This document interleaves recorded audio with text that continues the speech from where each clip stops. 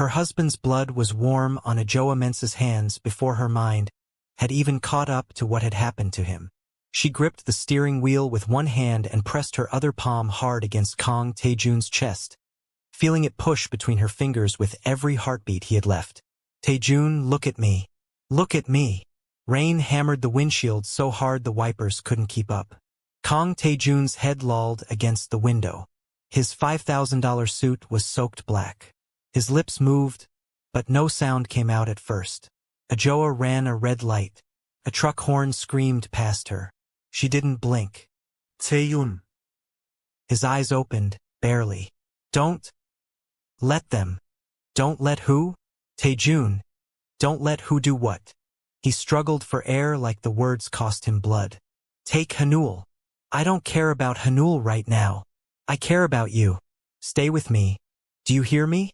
Stay with me." His eyes closed. In less than 3 hours, this same woman, still wearing his blood, not one drop of it washed off, would walk into the boardroom of a billion-dollar company and bring the most powerful man in it to his knees. But Adjoa didn't know that yet. Right now she only knew one thing. If she stopped driving, her husband would die in this car. She screamed his name so loudly it tore her throat. And for one terrible second the only sound in the car was rain and the wet, wrong rhythm of his breathing. That is where the story begins. Not with roses, not with a wedding, not with a boardroom. It begins with a Ghanaian woman driving a dying Korean billionaire through the streets of Seoul in the middle of a storm, refusing, with everything in her, to let him go. Welcome to Story Nest Tales. If you're new here, kindly like, subscribe, and comment. And stay with us through this story, because what happens in the next 30 minutes will show you exactly what happens when the world underestimates the wrong woman. 6 hours earlier, none of this seemed possible. Adjoa sat across from her husband at a candlelit table in one of Seoul's most exclusive restaurants, laughing so hard she had to cover her mouth with her napkin. Tae-jun had just spent nearly $400 on a dish of 8 tiny scallops arranged like a work of art, and he was trying, and failing, to convince her it was worth it. "You are telling me," Adjoa said, wiping her eyes, "that 8 scallops cost more than my grandmother's entire Sunday dinner, for the whole family. This is Chef Huang. He trained under 3 Michelin stars. My grandmother trained under 40 years of feeding a village during hard times. Nana Abina could make you cry with a pot of light soup, and she wouldn't charge you $400 to do it." Tae-jun leaned back, grinning, his tie slightly loosened, looking for a moment like an ordinary man in love, rather than the founder of a corporation worth billions. "You're saying your grandmother's cooking is better than Seoul's finest chef?" "She's Ghanaian," Adjoa said simply, as if that answered everything. "She doesn't need a Michelin star to prove anything." He laughed and reached across the table for her hand, and for a moment the noise of the restaurant fell away and it was just the two of them, the way it had been since the day they met. A Korean businessman who had built an empire from nothing, and the Ghanaian-American woman who had never once let his money impress her, only his heart. But his phone would not stop buzzing against the table. He turned it face down twice. The third time, Adjoa reached out and turned it back over herself. "Tae-jun, what is it?" He hesitated, and that hesitation frightened her more than any words could have. "Some shareholders are being pressured," he finally said.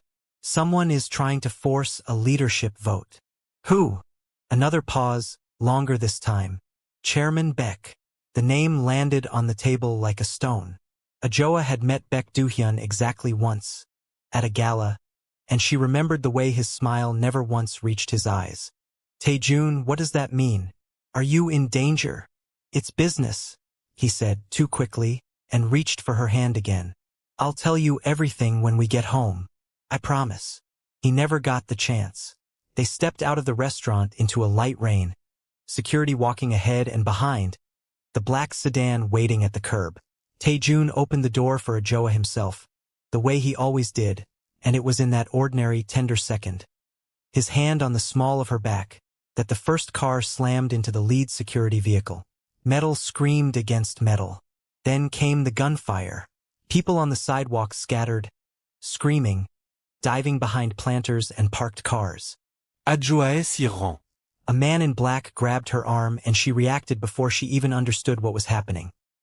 Twisting into him instead of away, driving her elbow up under his jaw the way her cousins had taught her wrestling in the backyard in Accra summers ago. He staggered. She wrenched free. Tae-jun. He was crouched behind the car, Security Chief Park Jun-ho shielding him with his own body, shouting orders into his earpiece. For one breath, it looked like it might be over. The attackers retreating under the guards' return fire. Then the shot came. Adjoa watched it happen as if time had slowed to syrup. Tae-jun's body jerked. His hand went to his chest.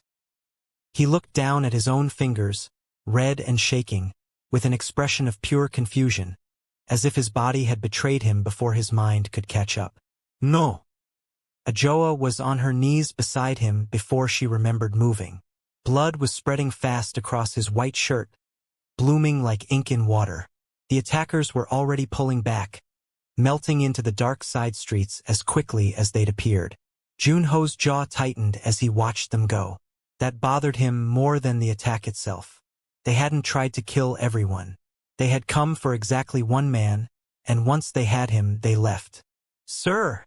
he shouted, dropping to his knees beside Tae-jun, pressing both hands against the wound. "Stay with us. Ambulance is 4 minutes out." 4 minutes? Adjoa repeated, staring at the blood pooling beneath her husband on the wet pavement.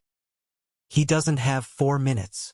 Mrs. Kang, the safest thing is to wait for. Look at him, Jun-ho. Look at him and tell me 4 minutes is safe." Jun-ho looked, and for the first time in 15 years of protecting Kang Tae-jun, the security chief had no answer at all. Adjoa didn't wait for the ambulance sirens she could hear approaching from 3 streets away. She grabbed Tae-jun under the arms with strength she didn't know she had and dragged him toward the car. "Mrs. Kang, wait for the paramedics. I'm taking him. It's not safe for you two." She looked at Jun-ho, and something in her eyes made the seasoned security chief step back instead of forward. "Then keep up." She drove like something possessed. Red lights meant nothing. Rain lashed the windshield in sheets, and somewhere behind her, headlights bounced wildly as Jun-ho's convoy struggled to stay with her. "You promised me we'd argue about dinner tomorrow," she said, glancing at him, her voice cracking. "You promised. You don't get to break a promise to me." Kang Tae-jun. His eyes fluttered open, unfocused. "Trust. Jun-ho," he breathed. "I don't care about Jun-ho right now. I care about—" His eyes rolled back. His head fell against the window. Tae-jun. Tae-jun. This is the moment the story opened on.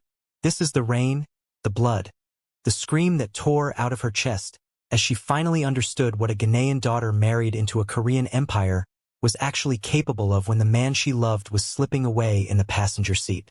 The hospital doors burst open under the weight of gurneys and shouting doctors. Tae-jun was swallowed into a corridor of white coats and fluorescent light, and Adjoa was left standing in the waiting room in a blood-soaked jacket, her hands shaking so badly she couldn't hold her own phone when it began to ring. She answered anyway. "Mrs. Kang." The voice belonged to Choi Min-suk, Tae-jun's executive assistant, and it was tight with barely contained panic. "Mrs. Kang, we have another problem." Adjoa closed her eyes.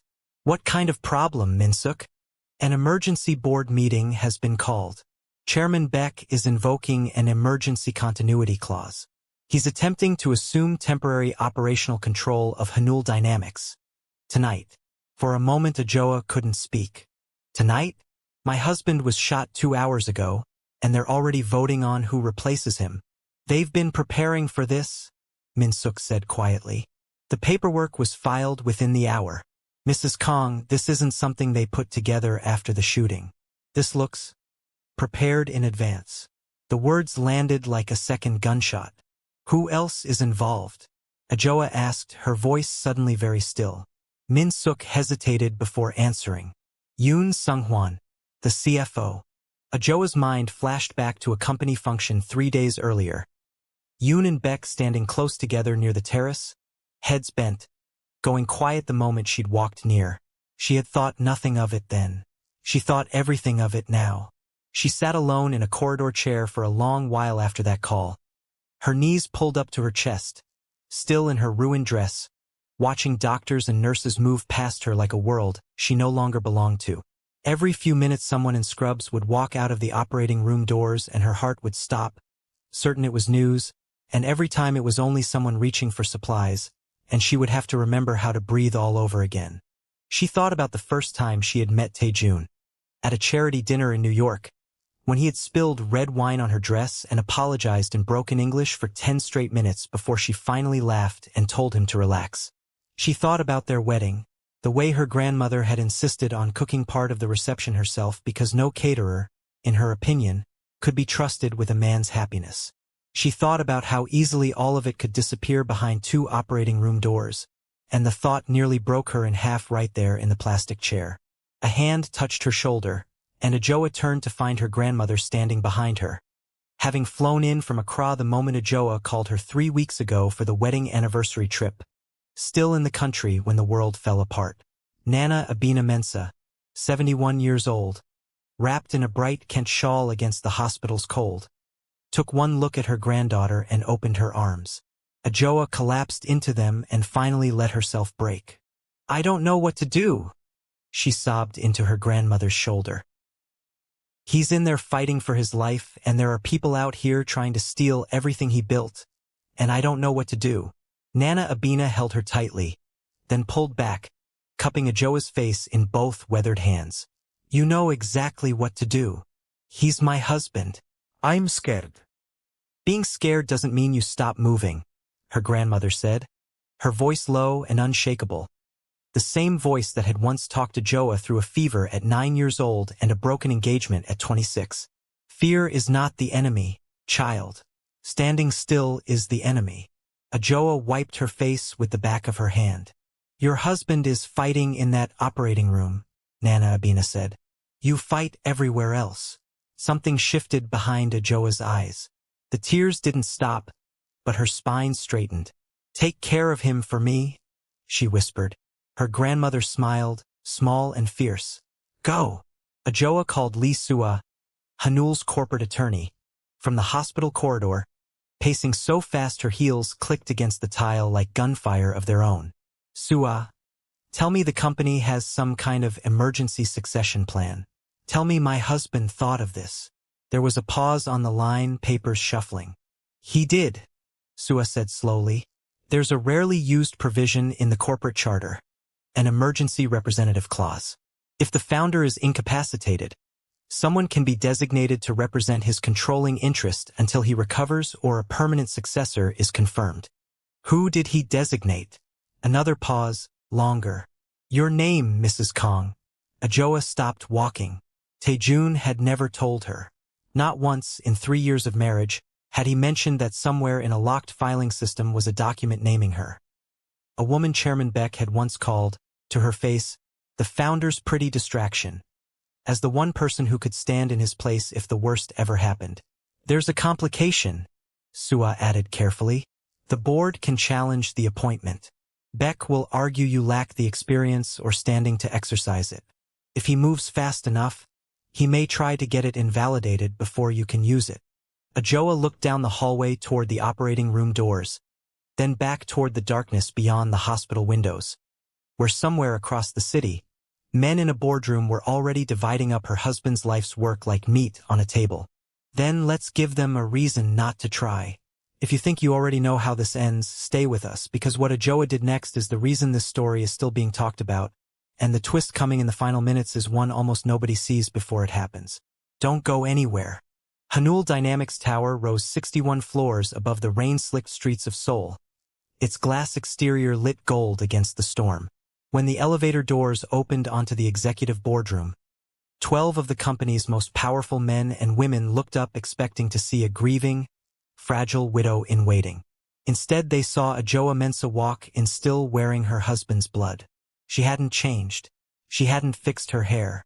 She hadn't softened her face into the shape people expected from a foreign wife who had married into money and now, surely, had nothing left to offer but tears. Chairman Baek Do-hyun rose from his seat at the head of the table, his expression arranging itself into something that almost passed for sympathy. "Mrs. Kang, You should be at the hospital resting. I was at the hospital, Adjoa said, walking to the center of the room without waiting for an invitation to sit. I'll be going back the moment this is finished. This isn't a matter that requires your presence, Beck said, his voice smooth as oiled silk. The company needs experienced leadership during this crisis. Someone who understands Korean corporate governance. Agreed, Adjoa said. A flicker of surprise crossed Beck's face. But you're not that leader. Laughter rippled around the table. Not warm laughter, cruel laughter. The kind reserved for people the room had already decided didn't belong in it. Beck allowed himself a small, indulgent smile. Mrs. Kang, I understand you're in shock. But this is a company worth billions of dollars, run by professionals who have spent decades. Read the document, Sua, Adjoa said quietly, not even looking at Beck anymore. Lee Sua stood and unfolded a single sheet of paper at the head of the table, and read aloud, in a clear, carrying voice, the emergency representation clause Kang Tae-jun had filed and sealed 18 months earlier. A clause naming his wife, Adjoa Mensah, as the sole authorized representative of his controlling interest in the event of his incapacitation. The room went silent. Beck's smile did not disappear all at once. It drained, slowly, like color leaving a face. That document is meaningless, Beck said, and this time his voice had steadied, because he had clearly prepared for this too. He opened a folder of his own and slid a page across the table. The corporate registry was amended 8 months ago. Any emergency clause filed before that date requires recertification under the new statute, or it is void. This was never recertified. Mrs. Kang has no standing here at all. For one long, terrible second, no one at the table spoke. Lee Sua's face went still, and Adjoa felt something drop in her stomach, because for that second, she believed him. Then Sua reached into her own bag and set down a second document, calm as a closing chess move. The clause was recertified in March, Chairman Beck, she said. Sealed and filed with the registry the same month you quietly increased your personal shareholding by 12%. I have the certification here, dated, notarized, and stamped by the same registry office you're citing. Would the board like to see it? Beck's folder stayed open on the table, suddenly useless in front of him. You could still take this to the courts? Adjoa said, finally sitting down, folding her blood-stained hands calmly on the polished table. But I don't think you want a court looking too closely at the timing of tonight's vote. Beck's eyes narrowed. Meaning what, exactly? Meaning I find it very interesting, Adjoa said, that a takeover this well-prepared. Filings ready, votes lined up, a full board meeting called and staffed within 2 hours of my husband being shot in the street. Didn't happen overnight. The room shifted. A few board members exchanged glances they thought no one noticed. One older board member, a silver-haired woman named Director Han, cleared her throat. Chairman Beck, is it true this meeting was arranged before Mr. Kang was even out of surgery? The timing was coincidental, Beck snapped, too quickly. I called this session out of concern for the company's stability. Concern?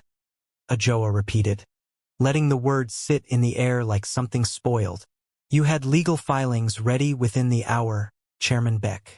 My husband's blood wasn't even dry on the pavement yet. You're twisting facts to protect your position. I don't need to twist anything, Adjoa said. I only need everyone in this room to ask themselves one question. If this was truly a reaction to tonight, why does the paperwork on the table have a filing date from yesterday afternoon? Silence spread through the boardroom like ice cracking under weight. Director Han looked down at the papers in front of her, then back up at Beck and said nothing further, but her silence spoke loudly enough for everyone at the table to hear. Choi Min-suk stepped forward, laptop under his arm, and set the first page on the table without a word. Shareholder call logs from the last 3 weeks, he said. Every name on this page was pressured to support a leadership change. Before tonight. Director Han picked it up, scanning it, her mouth tightening into a thin line. Min-suk set a second page down. Transfers routed through 3 shell accounts. They land in a private fund registered to Yoon Sung-hwan. At the far end of the table, Yoon Sung-hwan, silent all night, pushed his chair back as if to stand. The board members on either side of him did not move to let him pass. "Sit down, Yoon," Beck snapped before he could stop himself. And the moment the words left his mouth, everyone at the table understood exactly what they meant. Min-suk laid the third page down, quieter now. Encrypted messages between Chairman Beck and Mr. Yoon. They refer to tonight specifically as the transition window. A murmur moved down the table like a current through water. He set the last page down and let it sit a moment before he spoke again. And a payment, cleared to an unlisted account, for days before Mr. Kang was shot. No one at the table was laughing anymore. The takeover hadn't been assembled after Tae-jun was shot. It had been built in anticipation of it. Adjoa looked directly at Beck, and for the first time that night, her voice did not shake. "You knew," she said. "You knew he'd be unavailable tonight before it even happened." Beck's composure finally cracked. He leaned across the table, his voice low and dangerous. "You have no idea who you're fighting, Mrs. Kang." Adjoa didn't flinch. "No," she said, "but I'm beginning to understand who you are." While the boardroom battle raged 61 floors above the city, Nana Abina sat in a plastic chair outside the surgical recovery wing, watching two men in hospital security uniforms walk toward the restricted doors with a little too much purpose in their stride. She had raised 4 children and buried a husband during a coup in her own country.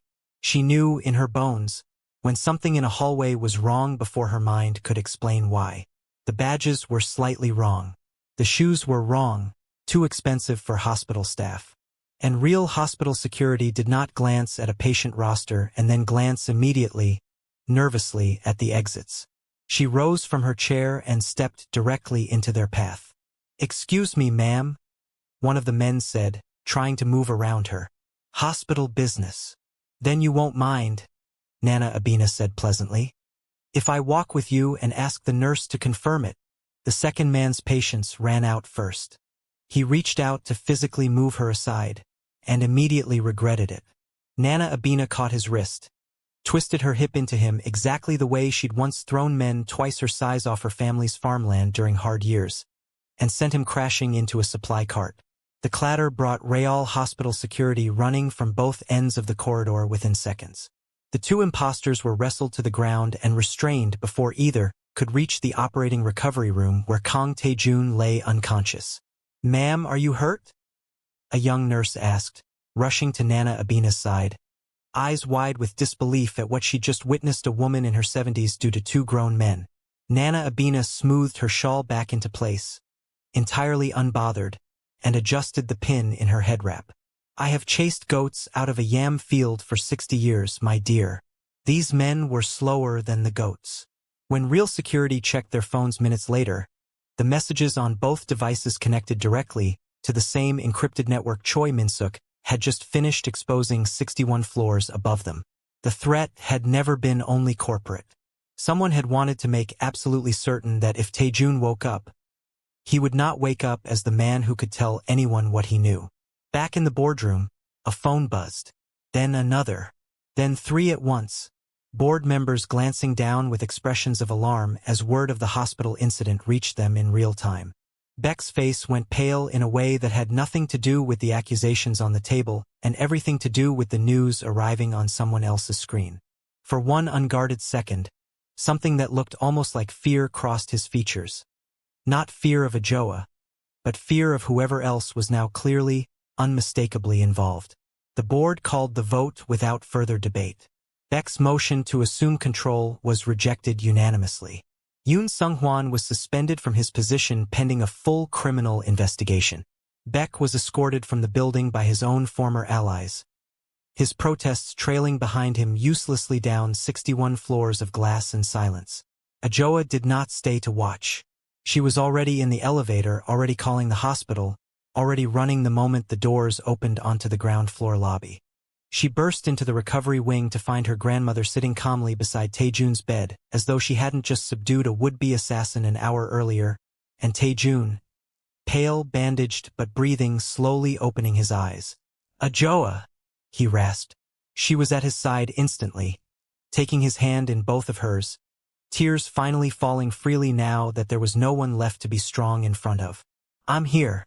I'm here. I'm not going anywhere. Did they take the company? Adjoa laughed through her tears, a sound half sob and half relief. No. Who stopped them? She lifted his hand to her lips and pressed a kiss into his palm. Your wife. Tae-jun's eyes, exhausted and glassy with painkillers, still managed to shine with something like pride. I knew you could do it, he whispered. It should have ended there. It almost did. But Choi Min-suk appeared in the doorway a few minutes later, his laptop still under his arm, his expression tight with something that hadn't been resolved by the board vote at all. Mr. Kang, Mrs. Kang, there's something else. Tae-jun struggled tog sit slightly. What is it? The offshore payment we traced, Min-suk said carefully. The one made 4 days before the shooting. It didn't originate from Chairman Beck's accounts. The room went very quiet. Then whose was it? Adjoa asked. We don't know yet, Min-suk admitted. It moved through 3 jurisdictions before it disappeared completely. Whoever set this up knew exactly how to stay hidden. Beck was involved, but Mrs. Kang, I don't think Beck was the one who planned this. I think Beck was working for someone. Tae-jun's face, already pale from blood loss, went a shade paler still. He turned toward the window, toward the glittering, indifferent skyline of the city that had almost taken everything from him tonight. Who? Adjoa asked again, quieter this time, almost afraid of the answer. I don't know yet, Tae-jun admitted. Then his grip tightened around her hand, and something hard and resolved settled into his voice despite the exhaustion dragging at every word. But whoever they are, he looked back at her. They just made the biggest mistake of their life. Outside the hospital window, Seoul's skyline glittered on, endless and unbothered, as if the city had no idea what had almost happened within it that night, and no idea what was still coming. Adjoa stood at the glass with her husband's hand still warm in hers, her grandmother watching quietly from the corner of the room, and understood, with a clarity that settled cold and certain in her chest, that tonight was not the end of the danger. It was only the beginning of it. She had spent one night protecting her husband's life and his legacy both at once. Now she understood she might have to protect their entire family from someone who hadn't even shown their face yet. If you were Adjoa, would you have walked into that boardroom in your husband's blood while he was still fighting for his life in surgery? Tell us in the comments below. And if you want to be there the moment we reveal who was really behind the attack on Tae-jun, make sure you are subscribed to Story Nest Tales, because that story is coming, and you will not want to miss it. Like this video, drop a comment telling us what you'd have done in Adjoa's place, and we will see you in the next one.